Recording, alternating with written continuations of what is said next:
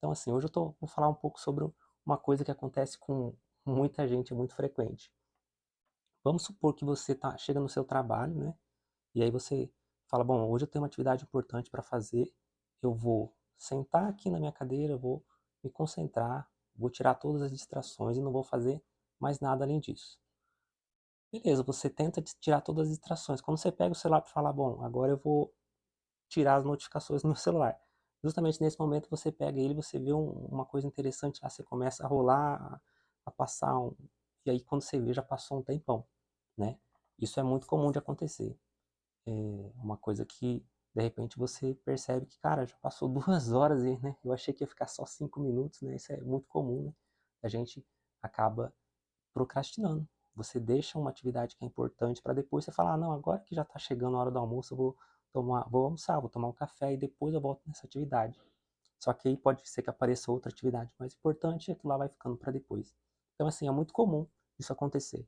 E eu dei um exemplo assim profissional porque acontece muito comigo, mas pode acontecer isso em outros momentos, né, na sua vida pessoal. Por exemplo, você pode, na sua casa, querer arrumar seu guarda-roupa, né? E aí você fala, olha, meu guarda-roupa tá bem bagunçado. E aí você fala, não, eu vou arrumar. Um dia eu arrumo. Um dia, esse dia nunca chega, porque você olha para ele e fala, isso aqui é uma atividade muito,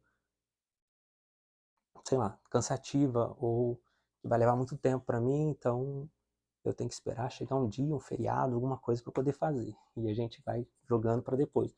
Então é muito comum a gente fazer isso, né? A gente procrastinar, a gente deixar algumas atividades que são trabalhosas, que são um pouco mais, que exigem um pouco mais da gente, né? Que, na verdade, assim, a procrastinação, ela é algo que vai fazer com que você evite fazer algo que é desagradável, né? Não é algo que de repente vai te dar um benefício imediato. A gente prefere ter as coisas que têm um benefício imediato, como, sei lá, pegar um chocolate ali ao invés de fazer uma janta, né? E, e assim vai indo. A gente leva uma vida em que cada vez mais as coisas vão ficando mais fáceis, né? O fast food da vida, você consegue, num poucos cliques você pede a sua comida e aí você vai perdendo um pouco de algumas habilidades que são importantes, né? Para que você possa se acostumar com algumas atividades que são um pouco mais trabalhosas, um pouco mais, vamos dizer assim, talvez até estressantes em determinados momentos, mas que são necessários para a nossa vida, né? Então, se você deixa com que essa procrastinação tome conta de você, pode acontecer dois desfechos principais, né? Você vai deixar com que, por exemplo, no caso do seu trabalho ali, tem coisas que você não pode procrastinar, você tem que fazer naquele momento, e quando é de última hora, você deixa para a última hora, fica aquela correria, você faz no pânico, você faz a coisa mal feita, e aí até lá na frente pode te obrigar a fazer aquilo de novo, né? A um retrabalho para corrigir o que você estava fazendo. Então, é um desfecho que pode acontecer.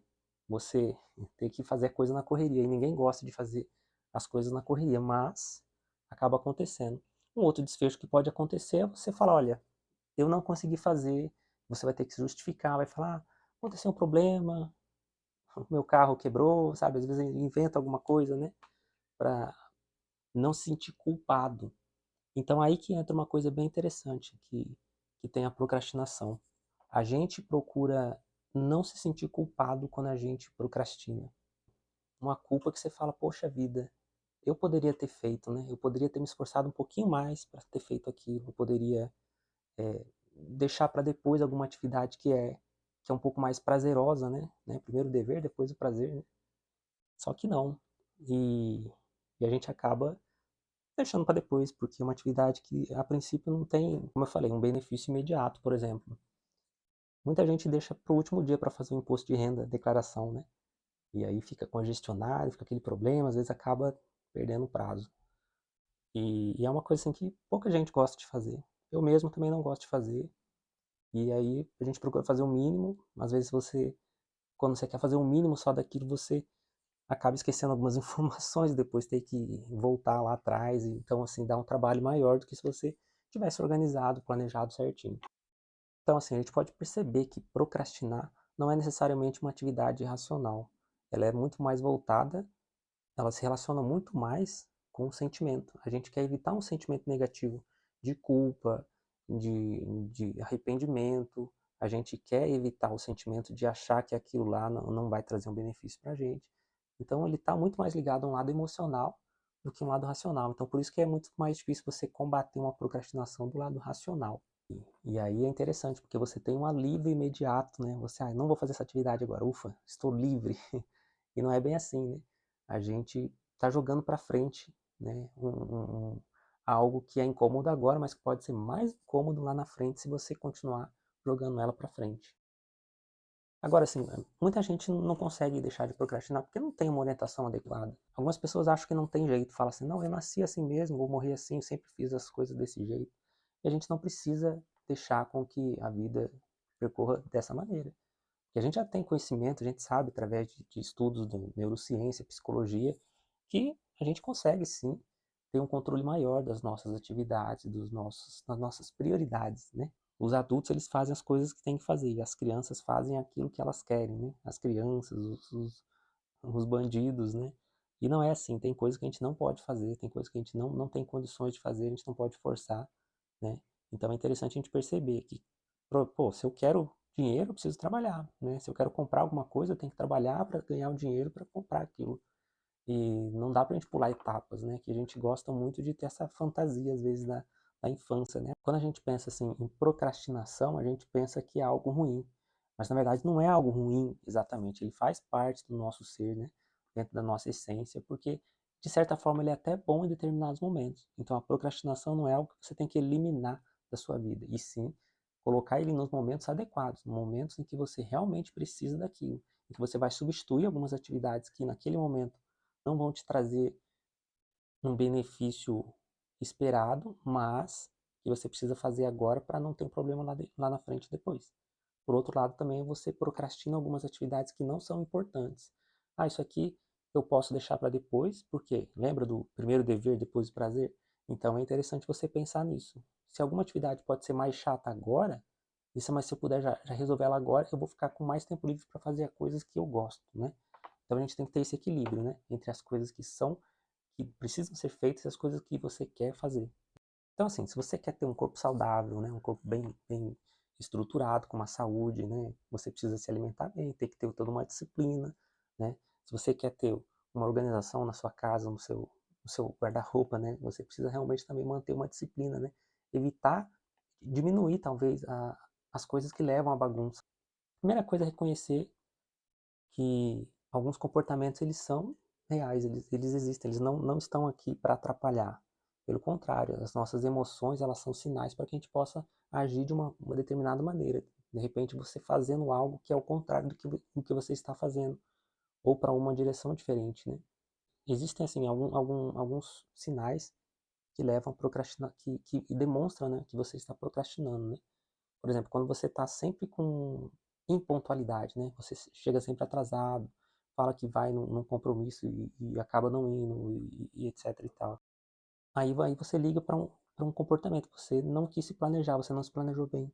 Você não quis planejar, não quis fazer aquilo que deveria ser feito, para que aquilo se cumprisse da melhor maneira, e aí você acabou tendo que arcar com as consequências, né?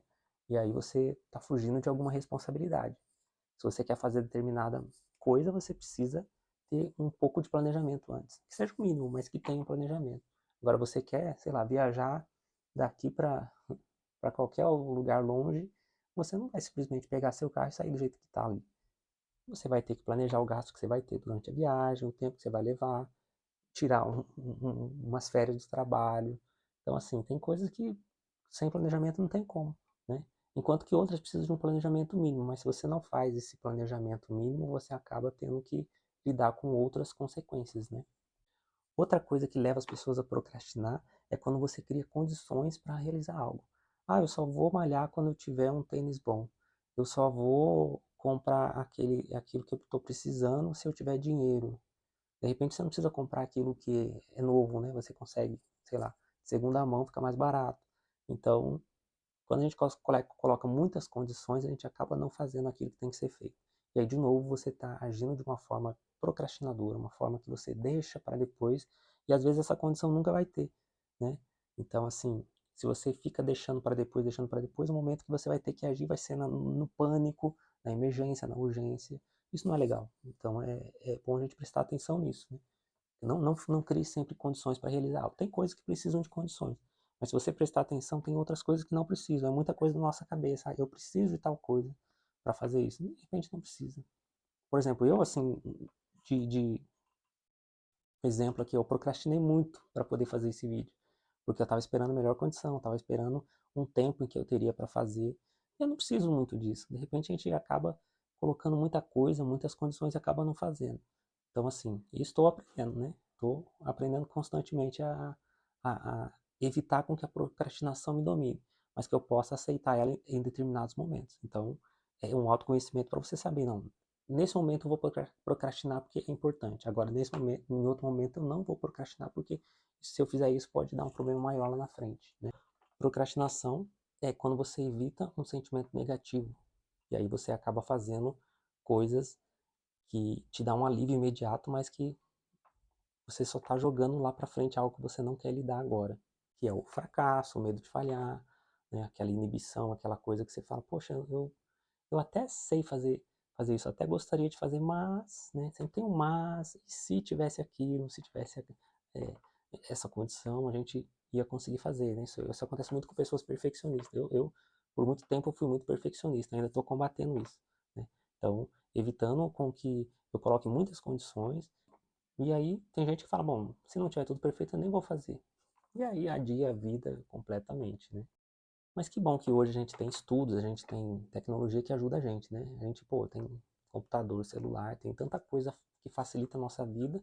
Muitas vezes a gente acaba utilizando essas tecnologias para se distrair, né? E, claro, não tem nenhum problema nisso, desde que seja uma coisa bem controlada, né? E a gente pode utilizar a tecnologia do celular, tem aplicativos, né, que ajudam a gente a controlar o tempo que a gente fica nas redes sociais em determinados momentos.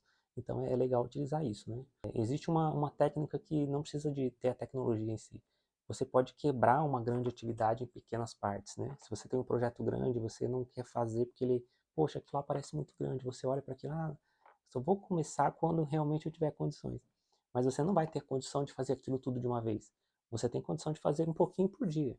5, 10, 15, 20 minutos, você consegue quebrar ele e fazer só esses 20 minutinhos aqui, e aí você já conseguiu fazer uma parte dele. E fora que a sensação de você ter feito vai ser uma vitória que vai te dar um pouco mais de ânimo para fazer os próximos passos, né? E não ficar com aquela história de, ah, eu só vou ficar feliz quando eu fizer tudo. Não, quebra pequenas partes. Cada vez que você faz uma pequena parte, você já adiciona um pouco mais de alegria, um pouco mais de ânimo para continuar fazendo, né? Então, essa é uma técnica bem interessante. Outra técnica legal é a técnica Pomodoro, principalmente para quem estuda, para quem faz atividades concentradas. Nós não somos máquinas, a gente precisa descansar. Então é legal que você tenha um foco grande durante determinado tempo, isso aí pode variar de pessoa para pessoa, mas na técnica Pomodoro, por exemplo, eles recomendam de você fazer, por exemplo, a cada 25 minutos, você faz uma atividade concentrada, foco total, dá uma descansada de 5 minutos, levanta, faz um alongamento, faz alguma coisa que tira um pouco aquela super concentração, volta 25 minutos, depois mais 5 minutos de folga, de descanso, foca de novo mais 25 minutos e depois mais 5 minutos. Quando chegar no quarto período desse, você tira um intervalo maior, de 15 a 20 minutos ou até 30, para você se restabelecer. E aí, quem sabe, voltar de novo a essa atividade, se você tiver condições de fazer isso, tiver com tempo, né? Por exemplo, quem tem, sei lá, só uma hora para estudar por dia, aí pode diminuir um pouco, adaptar. Isso aí varia de pessoa para pessoa, né? Sei lá, faz 15 minutinhos, depois dá 5 minutos de intervalo, mais 15 minutos, 5 minutos de intervalo e assim vai, né? Isso aí é uma coisa que tem que ser adaptado para cada tipo de pessoa, para cada perfil, né? Eu, assim, para mim, eu tenho dificuldade de ficar concentrado pouco tempo. Sabe aqueles carros antigos que tinha que esquentar? É mais ou menos assim. Eu tenho que. Leva um tempo até eu conseguir me concentrar em uma determinada atividade. Então, assim, se eu quebro atividades, fica muito pouco tempo, 5, 10 minutos, é o tempo que eu estou ali esquentando, né? Aí, a hora que eu paro essa atividade, poxa, agora que eu estava me concentrando, entendeu? Então, isso pode ser fácil para outras pessoas, mas para outras não. E aí a gente tem que achar esse limite. Tem que ir testando, né? Testa ali com 15 minutos, depois você testa outro dia com 30, de repente com 40 minutos você consegue ficar concentrado. Mas geralmente o que falam, até a gente vê assim nas aulas, né, de colégio, de universidade, a gente não costuma ficar numa mesma aula, sei lá, mais do que 50 minutos, que é mais ou menos o que o cérebro começa a saturar. Então a gente precisa ter um intervalinho ali para você refletir um pouco, desafogar aquele monte de pensamento para depois você partir para outra atividade.